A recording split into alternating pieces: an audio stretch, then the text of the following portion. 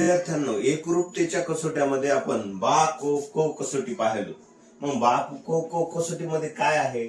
किंवा एका त्रिकोणातील एक बाजू ही दुसऱ्या त्रिकोणातील एका बाजूशी एकरूप असावी, तसेच त्या बाजूच्या लगतचा कोन म्हणजे हा क्यू कोन हा बीशी एकरूप असावा आणि त्या बाजूचा सम्मुख कोन म्हणजे पी क्यू ही एकरूप बाजू आहे. या पी क्यू बाजूचा सम्मुख कोन आर आणि एबी चा सम्मुख कोन सी म्हणजे आर हा कोन सी सी जर एकरूप असेल तर दिलेले त्रिकोण बा को कसोटीनुसार एकरूप असतात. म्हणजे बघा, लेंथ पी क्यू एकरूप लेंथ एबी, लगतचा कोन क्यू हा कोणाशी एकरूप आहे? बीशी. हा क्यू हा कोन कोणाशी एकरूप आहे? या बीशी. आणि आर हा कोन कोणाशी एकरूप आहे? C C.